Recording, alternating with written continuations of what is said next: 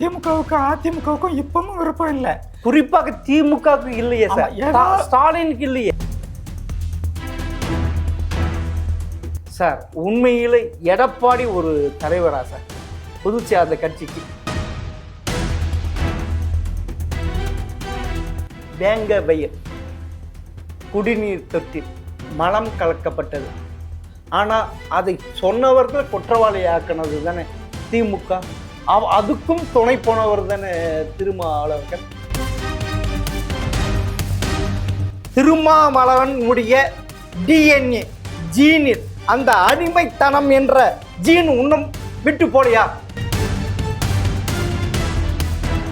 அந்த முன்பு திமுகவிடம் வாக்கு வங்கி அடகு வைக்கிறார் என்று சொன்ன அந்த குற்றச்சாட்டு உண்மையாக இருக்குமோ என்று நமக்கெல்லாம் தோன்றுகிறது. இப்ப ஏதாவது துணை முதல்வர் கேட்கிறாரா? துணை முதல்வர் அப்படி ஆசைப்படுறாரா? திருமாவளவர்கள் இந்த பேராசை எதுக்கு சார் இப்படிலாம் இருக்காரு? மதச்சார்பு அற்ற கூட்டணி மட்டும் இல்லை, கூட்டணியே அங்க இல்லை, அவர்கள் மட்டும் தனித்து தான் நிற்கிறாங்க.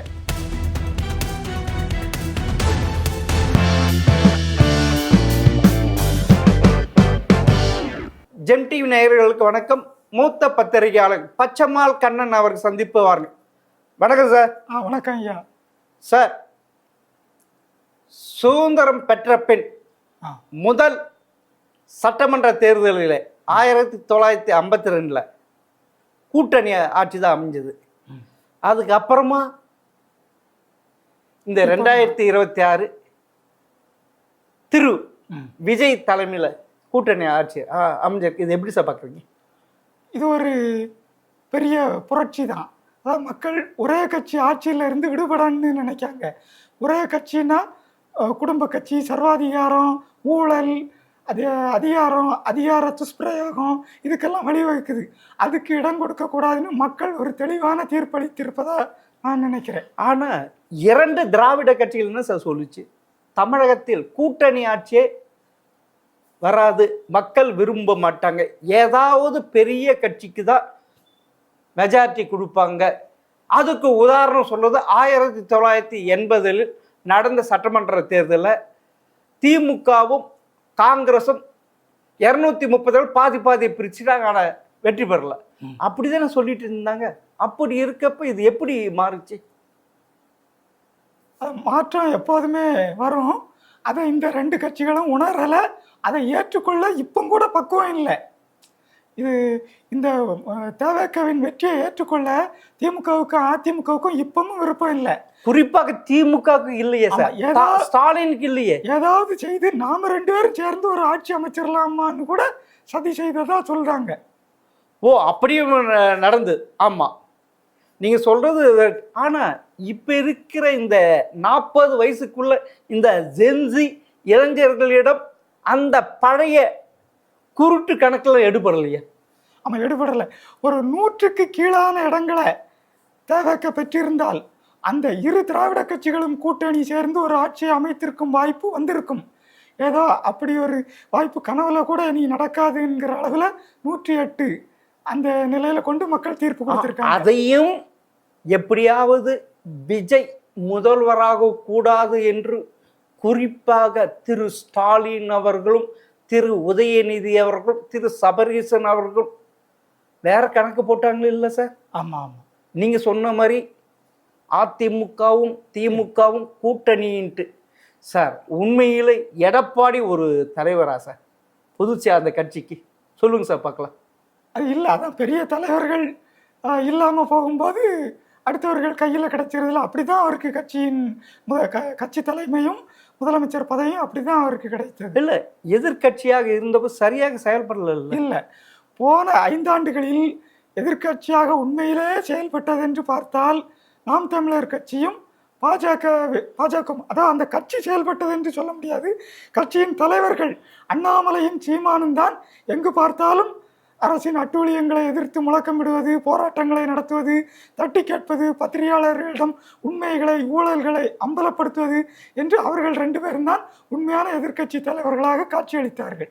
பழனிசாமி 4.5 ஆண்டுகள் எங்கோ போய் உறக்கம் போட்டுவிட்டு தேர்தலுக்கு 6 மாதத்துக்கு முன் விழித்தெழுந்து தேர்தலுக்கு தயாராக சுற்றுப்பயணம் செய்தார். நீங்க சொல்றது பார்த்தா கும்பகர்ணன் 6 மாசம் தூங்குவான், ஆமா இவர் எடப்பாடி 4.5 வருஷம் தூங்குனாரு. ஆமா அப்படி எடுத்துக்கலாமா சார்? ஆமா ஆமா அப்படிதான் எடுக்கணும். சரி சார். அது பழனிசாமிக்கு மட்டும் இல்ல, திமுகவுக்கு அதுதான். சில இவங்களும் அதிமுக ஆட்சியில் இருக்கும்போது 4.5 ஆண்டு தூக்கத்துல தான் இருப்பாங்க. இல்லை, எப்பயுமே உங்களுக்கு ஒன்று தெரியும், உங்களுக்கு நல்லா தெரியும், எப்பயுமே திமுக எதிர்கட்சியாக தான் நல்லா செயல்படும். ஆனால் ஆளுங்கட்சியாக வந்து செயல்படுறது இல்லை. இப்போ ஏன்னா தொடர்ந்து ஆட்சிக்கு வர்றது இல்லை. அப்போனா அவங்கள எப்பயும் எதிர்கட்சியாக தானே வச்சுருக்காங்க ஜனங்க. ஆமாம், தமிழக மக்கள். அதாவது இந்த 60 ஆண்டுகள் திராவிட ஆட்சியில் அதிமுக தானே சார் 31 ஆண்டுகள் ஆட்சி நடந்திருக்கு. ஆமாம், இது 25 ஆண்டுகள் தானே. அது ஒன்று ஆன்டி டிஎம்கே இன்னும் இருக்குல்ல சார். இப்பையும் இருக்கு. திரு விஜய் அவர்கள் வெற்றி பெற அதுவும் ஒரு காரணம் இல்லை. காரணம் இரு கட்சிகளின் மீது உள்ள வெறுப்பால் தான் தேவைக்க முதல் தேர்தலிலே மகத்தான வெற்றி பெற்றுள்ளது. அதை யாரும் மறுக்க முடியாது. சரி சார், எப்படியோ ஆட்சி அமைச்சிட்டாரு. இப்போ மந்திரி சபை எப்படி சார் பார்க்குறீங்க? அமைச்சரவையிலும் ஒரு மாபெரும் புரட்சி செய்துள்ளார். ஒரு ஊராட்சி தலைவராக, ஊராட்சி மன்ற உறுப்பினராக கூட வாழ்நாளில் போட்டியிடாதவர்கள் கூட முதன்முறையாக சட்டமன்ற உறுப்பினர் ஆகியுள்ளார்கள், முதன்முறையாக அமைச்சர்கள் ஆகியுள்ளனர். இது தமிழ்நாட்டு அரசியலில் ஒரு மாபெரும் புரட்சி. அதாவது இளையோருக்கு அதிகாரம், புதியவர்களுக்கு அதிகாரம், எளியோருக்கு அதிகாரம் என்றுதான் இதை கருத வேண்டியுள்ளது. சார், உண்மையிலே 2-3 நாட்கள் முன்னாக திரு ஸ்டாலின் அவர்கள் ஒரு திருமணத்தில் இப்பொழுதும் நம்மள ஆட்சி தான் நடக்குது என்று மிகவும் திமுறாக சொல்லியிருக்க. அது எப்படி சார் பார்க்குறீங்க? அது அவர் சொன்னது போல உண்மைதான். இந்த தேவைக்க போக அவங்களுக்கு காங்கிரஸ் நல்லா சேர்ந்து கொண்டது. தேவைக்க கூட அதை இப்போ தனியாக திமுக கூட பார்க்க முடியாது. மற்ற 8 பேர் அதாவது முஸ்லீம் லீக், 2 கம்யூனிஸ்ட் கட்சிகள், விடுதலை சிறுத்தை, இந்த 8 பேரும் திமுக முகாமில் இருந்து வந்தவர்கள். அப்போது அங்கும் நமது ஆதரவுடன் தான் ஆட்சி நடைபெறுகிறது என்ற அந்த உள்நோக்கத்தோடு தான் அவர் பேசியிருக்கிறார். சார், எப்பயுமே கம்யூனிஸ்ட் வெளியிலேருந்து தான் ஆதரவு கொடுக்கும். எப்பயும் அமைச்சரவையில் இடம்பெற்றது இல்லை. உங்களுக்கே நல்லா தெரியும், 2004 அமைந்த UPA 1 அதில் காங்கிரஸ் தான் வெளியிலிருந்து ஆதரவு கொடுத்து அந்த ஆட்சி நடந்து, அதே மாதிரி தான் இங்கேயும் கொடுத்துருக்கு. ஆனால் இங்கே பார்த்தீங்கன்னா இந்திய யூனியன் முஸ்லீம் சரி, பிசிகாவும் சரி, அவங்க என்னதான் நினச்சிட்டு இருக்கார், இந்திய முஸ்லீம் லீக் தலைவர் காதர் மீது ஆதரவு கடிதம் கொடுத்துட்டு பின்வாங்கிட்டார்.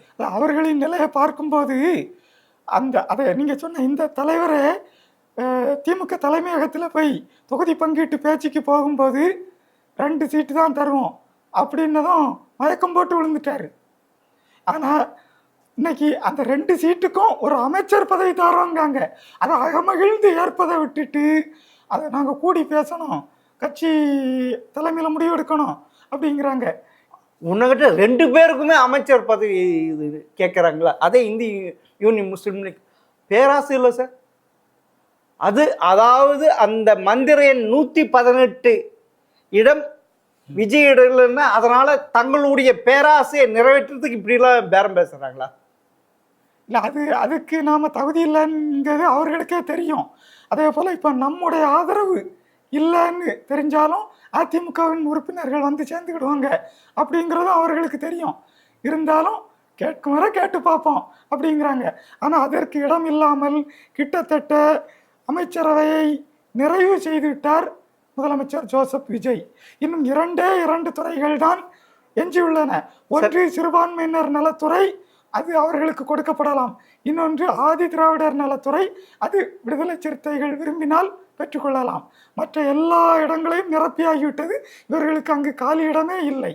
இந்த இடத்தை வாங்காவிட்டால் ஆட்சியிலிருந்து விலகிச் செல்லுங்கள் என்று கூட கேட்கும் நிலை வரும் இனி.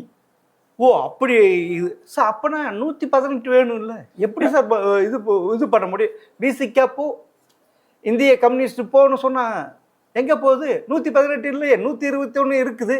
அதில் 4 போயிடுச்சுன்னா என்ன சார் ஆகுது? போய்விட்டாதான் நம்பிக்கை தீர்மானமோ நம்பிக்கை இல்லா தீர்மானமோ வரும்போது இவர்களை ஆதரித்து வாக்களிக்க அதிமுகவில் ஒரு பிரிவினர் காத்து கொண்டே இருக்கிறார்கள். அவர்கள் நேரடியாக ஆதரிக்காவிட்டாலும் இந்த வாக்கெடுப்பில் வாக்களித்து வெற்றி பெற செய்து விடுவார்கள். அதைத்தான் இப்போது நம்பிக்கை வாக்கெடுப்பில் பார்த்தோம். சரி சார், இந்த திருமாவளவனுக்கு என்னதான் ஆச்சு சார்? உண்மையில் இந்த விஜய் ஆட்சி அமைக்கிறதுக்குள்ள பாடாப்படுத்துறாரு. அதாவது இரு கம்யூனிஸ்டுகள் விஜய் ஆதரிப்பது என்ன நடவடிக்கை எடுக்குதோ அதை நானும் ஆதரிப்பை பின்பற்றுவேன்னு சொல்லிட்டு அவங்க ஆதரவு கொடுத்துட்டு இவர் ஒரு நாள் ஃபுல்லாகவே ஈத்தடிச்சார்ல. இவர் இழுத்தடிப்பது, பெரிதாக எதிர்பார்ப்பது, முன்கரணம் பின்கரணம் போடுவது, இதெல்லாம் இப்போது இந்த தமிழ்நாட்டில் இந்த இந்த எம்எல்ஏக்களின் பலத்தில் எடுபடாது. ஏனென்றால் தேவேக்காவுக்கு 107 இடங்கள் இப்போது இருக்கிறது. விடுதலை சிறுத்தைகளுக்கோ 2 இடம். இந்த 2 இடங்களை வைத்துக்கொண்டு அந்த மிக பெரும் கட்சியுடன் மோதியோ இல்லை பாசாங்கு செய்தோ அதெல்லாம் இனி பலிக்காது. அவர்கள் தருவதை வாங்கி கொண்டால் நன்மதிப்பு இருக்கும். ஆனால் உண்மையில் திருமாவளவன் திமுக கூட்டணியில் சேர்ந்து பாடாப்படுத்துனாங்க. அப்பையும் அவருக்கு ஏன் உணர்வு இல்லையா, எது இல்லையா? திரும்பவும் அங்கே அடிமை சாசனம் ஏதாவது எழுதி கொடுத்துருக்க? ஏற்கனவே இந்த பட்டியலினத்து அடிமை சாசனத்தில் இருந்தாங்க 2000 ஆண்டு காலமாக. திரும்பவும் திரு ஸ்டாலின் அவர்கிட்ட ஏதாவது அடிமை சாசனம் எழுதி கொடுத்துட்டாரா? நான் இப்படி தான் இருப்பேன் அவருடைய கொள்கைன்னு ஆட்சியிலும் அதிகாரத்திலும் பங்கு தானாக தேடி வருது, எட்டி உதைக்கிறாரு சார் காலால. அது எப்படி சார் அது? ஆமாம், இதில் அவர்கள் 2 உறுப்பினர் இருக்காங்க. அதில் ஒரு உறுப்பினர் தான் கட்சியில் தொடக்க காலத்தில் இருந்தே கூட வருபவர். அவருக்கு தான் அமைச்சர் பதவி கொடுக்கலான்னு அடித்த உடனே சொல்லிடலாம் இவருக்கு கொடுங்கன்னு. அதை போய் யாருக்கிட்டேயோ போய் இவர் தான் தலைவர், அவர் தான் அமைச்சர் பதவி பெற போகிறவர் வன்னியரசு. 2 பேரும் முடிவு பண்ணுவதை விட்டுட்டு இன்னும் யார்கிட்டயோ போய் கேட்கணுங்கிறது போல அவருடைய பேச்சு இருக்கு. அது ஒரு நம்மால அதை புரிந்து கொள்ளவே முடியலை. உண்மையில் அந்த கேட்கறோர் போல இருக்கிற அவர் திருமாவளவனையும் விசிகா கட்சியை எப்படி நடத்தினாங்க சார்? உங்களுக்கே தெரியல. ஏதாவது சுதந்திரம் இருந்ததா? கொடி கம்பம் நட்டு கொடியேற்ற அவங்களால முடிஞ்சுதா? முடியல. அந்த மதுரையில் திராவிட மாடல் ஆட்சியில் அப்பையும் உணரல. ஏன் சார் இது உலகத்தோடு ஒட்ட ஒழுகல். இப்போ வாய்ப்பு கிடைச்சிருக்கு, போய் சேர்ந்துக்கிட்டா அடுத்து உள்ளாட்சி தேர்தலில் கூட்டணி வச்சுக்கிடலாம், நாடாளுமன்ற தேர்தலில் இடத்தை வாங்கலாம். அடுத்த தேர்தலுக்குள்ள இவர் நினைத்தபடியே கட்சி அந்த இரட்டை இலக்க இடத்தை பெறலாம், அதுக்கு மேலே போகலாம். இப்படி அவருக்கு நிறைய வாய்ப்பு இருக்குது. அதை கொடுப்பதற்கு தேவைக்கவும் தயாராக இருக்குது. அது அதிமுகவையோ திமுகவையோ வளர்த்துடன் அது நினைக்கல. இனி நமக்கு போட்டியாளர்களாக அவர்கள் இருக்கக்கூடாது, அப்படித்தான் தேவைக்க நினைக்குது. அப்போ இந்த விடுதலை சிறுத்தைகளை உண்மையிலே வளர்த்து விடத்தான் தேவைக்க நினைக்கிறது. ஆனால் வளர்ந்து கொள்ள இவர்கள் தயாரில்லை என்பது போல் இவர்களின் செயல்பாடுகள் இருக்கின்றன. உன்னங்கிட்ட விசிகா கட்சியினுடைய பெரும்பாலான வாக்குகள் ஏறக்குறை 80% விஜய்க்கு போயிடுச்சுல்ல சார். அப்படி இருக்கிறப்ப அவருடன் கூட்டணி அமைத்து தன் கட்சியை வளர்க்குறாமல் இல்லை, அதிகாரத்திலும் ஆட்சியிலும் பங்கு இருக்கிறோம்ட்டு அந்த கட்சி தொண்டர்களுக்கு குஷி இருக்கும், ரொம்ப ஒரு கட்சி வளர்க்குறாமல். இது கூட அவருக்கு புரியாது. ஆமாம், ஒரு வளர்ச்சியை நோக்கிய கட்டத்தில் அவர் பின்வாங்குவது கட்சிக்கும் அதன் எதிர்காலத்துக்கும் நல்லதில்லை என்றே பார்க்கப்படுகிறது. ஆனால் உண்மையில் உங்களுக்கே தெரியும், வேங்க வயல் குடிநீர் தொட்டில் மலம் கலக்கப்பட்டது. ஆனால் அதை சொன்னவர்கள் குற்றவாளி ஆக்கினது தானே திமுக. அதுக்கும் துணை போனவர் தானே திருமாவளவர்கள். கள்ளக்குறிச்சி கள்ள சாராயத்தை 67 பேர் அதில் பெரும்பாலான பட்டியலினத்து. அப்போ மகளிர் மது விலக்கு போராட்டம் மாநாடுன்னு சொல்லிட்டு அந்த மாநாட்டை எவ்வளோ கேலி கூத்தாக்கிட்டாங்க. கடைசியில் மத்திய அரசு சட்டம் கொண்டு வரணும்ன்ட்டு சொன்னாங்க. மேல்மலையில் அந்த கோவில் நுழைவு அதுக்கு இதுக்கு பண்ணாங்க. இங்கே அதை ஆதவ அர்ஜுனாவை கட்சியிலிருந்து தூக்கணும்னு சொல்லி அவ்வளோ அழுத்தம் கொடுத்து தூக்குனாங்க. பிரபல வார இதழ் நடத்தின அம்பேத்கர் பற்றிய மேடை இது. அந்த நிகழ்ச்சியில் அதையும் கலந்து கொள்ளாமல் செஞ்சாங்க. இவ்வளையும் செஞ்சுட்டு அது மட்டும் இப்போ 2026 சட்டமன்ற தேர்தல் நான் காட்டுமன்னார் கோவிலில் நிற்க போகிறோன்ட்டு சொல்லிட்டு அதையும் பேக் வாங்கிட்டு, இதுக்கு எல்லாமே காரணம் திரு ஸ்டாலின் அவர்கள். அப்படி இருக்க அவ்வளவு ஆட்டி படைக்கப்பட்டு அவரிடம் அடிமையாக இருந்து இப்போ சுதந்திர காற்று சுவாசிக்கக்கூடிய அளவுக்கு நீங்க வந்திருக்கீங்க. அது ஏன் சார் இது? அவங்க உண்மையிலே நான் கேட்கிறேன், திருமாவளவனுடைய டிஎன்ஏ ஜீனில் அந்த அடிமைத்தனம் என்ற ஜீன் இன்னும் விட்டு போலையா? தப்பா எடுத்துக்காதீங்க சார் நான் சொன்னா. இது அவர்கள் திமுகவுடன் கூட்டணி சேர்ந்த பிறகு தாழ்த்தப்பட்டோரின் உரிமைகள் பறிக்கப்படும் போதும் அவர்கள் மீது தாக்குதல் நடத்தும் போதும் அதை எங்குமே விடுதலை சிறுத்தைகள் தட்டி கேட்கவில்லை. அப்போதெல்லாம் எதிர்க்கட்சிகள் சொல்லும், இது தாழ்த்தப்பட்டோரின் வாக்கு வங்கியை கொண்டு திமுகவிடம் அடகு வைப்பதற்காகவே இவர் கட்சி நடத்துகிறார் என்று. அதை அப்போதெல்லாம் நம்பவில்லை. உண்மையிலே தாழ்த்தப்பட்டோரின் விடுதலைக்கும் அவர்களின் அரசியல் அதிகாரம் பெறவுமே இவர் பாடுபடுவதாகவே, அதுவும் திருமணம் கூட செய்து கொள்ளாமல் தன்னலமற்று பாடுபடுவதாகவே நான் எல்லாரும் நினைக்க தோன்றியது. இப்போது அதிகாரம் கைக்கு வரும்போது அதை வாங்கி பயனடையாமல் அதிலும் இழுத்தடிக்கும் போதுதான் அந்த முன்பு திமுகவிடம் வாக்கு வங்கியை அடகு வைக்கிறார் என்று சொன்ன அந்த குற்றச்சாட்டு உண்மையாக இருக்குமோ என்று நமக்கெல்லாம் தோன்றுகிறது. சார் உண்மையிலே, அதாவது இதே விஜய்க்கு ஆதரவு கொடுக்க முன்பு அங்கே ஒரு டிராமா நடந்தது இல்லை? உங்களை இரு திராவிட கட்சிகளையும் திருமாவளவனை முதல்வராக்கிறோன்னு சொல்லிட்டு அதுக்கு காலையில் 9ஆம் தேதி காலையில் 11 மணிக்கு செய்தியாளர் கூட்டம், 4 மணிக்கு செய்தியாளர் கூட்டம், இப்படி சொல்லிட்டு எந்த இதுவுமே இது இல்லாத அவர்கிட்ட அப்போனா அது உடஞ்சி போச்சு. இப்போ ஏதாவது துணை முதல்வர் கேட்குறாரா? துணை முதல்வர் அப்படி ஆசைப்படுறாரா? திருமாவளவர்கள் இந்த பேராசை எதுக்கு சார் இப்படிலாம் இருக்காரு திருமாவளவர்கள்? இல்லை, அவர் இன்னும் எனக்கு இந்த பதவி வேண்டும் என்று வெளிப்படையாக சொல்லவில்லை. வேண்டும்னு சொல்லவில்லை. ஆனால் முதல்வராக ஆசை வந்துட்டு இரு கம்யூனிஸ்ட் கட்சிகள் ஆதரவு கடிதம் கொடுத்தாச்சு. யார்கிட்ட? விஜய் கிட்ட. அதை ஃபாலோ பண்ணி நான் கொடுப்பேன்னு ஆனால் இழுத்தடிச்சார் இல்லை? நீங்க சொல்லுங்க சார். அது எப்படி சார்? அவருக்கு அது பேராசை தானே, திருமாவுடைய பேராசை தானே. நாம் முதல்வராகி விடலாம் 2 பேர் வச்சுக்கிட்டு. அவர் என்ன சந்திரசேகரா? உங்களுக்கே தெரியும், 1990 சந்திரசேகர் 36 எம்பியை வச்சுக்கிட்டு காங்கிரஸ் ஆதரவோடு பிரதமர். அதே மாதிரி நம்மளும் தமிழக முதல்வர் பட்டியல் நம்ம பேர் வரணும்ட்டு அப்போ ஆசைப்பட்டாரா சார்? அவர் அப்படி ஆசையை வெளிப்படையாக சொல்லலை.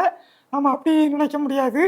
திமுகவுடன் அந்த உள்ள உறவை விட்டுவிட முடியாமல் தவிப்பதாகவே நமக்கு இது தோன்றுகிறது. அந்த கட்சி தான் பாழா போயிடுச்சு சார். அந்த திமுக கூட 5 வருடங்கள் கூட்டணி வச்சு விட்டு அந்த கூட்டணியிலிருந்து, அதாவது எப்பயுமே உங்களுக்கு தெரியும் தேர்தல் முடிந்தவுடனே கூட்டணி இது. ஆனால் இங்கே பார்த்தீங்கன்னா 2019, 2021, 2024, 2024 தேர்தல் அப்படியே கம்மு போட்டு ஓட்டியிருந்தேன். நீங்கள் கட்சியை வளர்க்க ஏதாவது செஞ்சீங்களா? சொல்லுங்க சார். திருமாவளவர்கள் இவ்வளவுக்கு மோசமான போறதுக்கு அவர் திமுக தானே காரணம். முன்ன அங்கே ஒட்டிட்டு இருக்கணுமா? ஒட்டுண்ணிய கட்சியா சொல்லுவார ஒட்டுண்ணின்ட்டு. கடைசி வரை தேவைக்க இப்போது மட்டுமல்ல, தேர்தலுக்கு முன்னும் ஆட்சியிலும் அதிகாரத்திலும் பங்கு தருகிறோம், கூட்டணிக்காக எங்கள் கதவுகள் திறந்தே இருக்கின்றன என்று பல முறை வெளிப்படையாக அறிவித்தும் ஒரு சில தலைவர்கள் விலகி, அதாவது செங்கோட்டையன் போன்ற கோபாலகிருஷ்ணன் இப்படி ஒரு சிலர் விலகி வந்தார்களே தவிர மற்ற எந்த கட்சிகளும் அதை எட்டி கூட பார்க்கவில்லை. இது காங்கிரஸ் கூட பார்க்கவில்லை. காங்கிரஸ் முன்னெடுத்து அதை கெடுத்தது அந்த கட்சியின் மாநில தலைவர் திரு செல்வ பெருந்தகை, ப. சிதம்பரம், பீட்டர் அல்போன்ஸ், இப்படி திமுகவுக்கு அடித்தவர்கள் அவங்க செஞ்சது தானே. இல்லப்பா இன்னைக்கு காங்கிரஸ் எவ்வளவு வெற்றி பெற்றிருக்கும், விசிக வந்து இந்த எவ்வளவு வெற்றி பெற்றிருக்கும். ஆமாம், ஒரு வளர்ச்சி பெற வேண்டிய காலகட்டத்தில் அவர்கள் திமுகவுடன் கொண்டிருந்த விசுவாசம் அவர்களின் வளர்ச்சியை தடுத்து விட்டதுதான் உண்மை. இன்று இத்துடன் இதுல அதாவது இப்ப வந்து காங்கிரஸ் வந்து விஜய் கட்சி தாவேக்கா கூட வந்துருச்சு. அப்பனா மத சார்பற்ற கூட்டணி என்ற பிம்பம் காங்கிரஸ் எங்க இருக்கோ அங்கதானே இருக்கும். அப்படி இருக்குன்னா இது ஏன் ஒன்றும் தெரியல? இப்ப திமுக மதசார்ப கூட்டணி சொல்ல முடியாது இல்ல. இப்ப மதச்சார்பு அற்ற கூட்டணி மட்டும் இல்ல, கூட்டணியே அங்க இல்ல, அவர்கள் மட்டும் தனித்து தான் நிற்கிறாங்க. அப்போனா கூட்டணியே அங்க யாரும் இல்லையே. அப்போனா இப்ப பாத்தீங்கன்னா இப்ப வந்து கூட்டணி ஆட்சி அமைஞ்சு வச்சு இது காங்கிரஸும் இதுல இடைப்பட்டு. அப்போனா தென்னிந்தியாவில் பாத்தீங்கன்னா காங்கிரஸ் வலுவாக இருக்குது இல்ல, இருக்கு. தெலுங்கானா இல்ல, ஆமா, எது உங்களுக்கு தெரியும், தெலுங்கானா, கர்நாடகா, கேரளா இங்க கூட்டணி ஆட்சி. அப்போனா நல்லா வளர்ந்துருக்கு இல்ல தென் தமிழகத்தில். இது ஏன் திருமாவளவுக்கு தெரியல? அவர் பிந்தித்தான், அதாவது தேர்தல் முடிவுகளுக்கு பின் தான் இதை உணர்ந்து கொண்டார். இருந்தாலும் அதை ஏற்றுக்கொள்ள முடியவில்லை. அந்த பழைய கூட்டணியோட உள்ள பாசம் அவரை தொட்டு இழுப்பதால் முடிவெடுக்க முடியாமல் இருதலை கொள்ளி எறும்பாக தவிக்கிறார். அந்த தவிப்பில் இருந்து விரைவில் விலகி உண்மையை உணர்வார் என்று நாம் இப்போது சொல்லலாம். இத்துடன் இந்த உரையாடலை முடித்துக் கொள்ளலாம் என்று நினைக்கிறேன். மிக்க நன்றி சார்.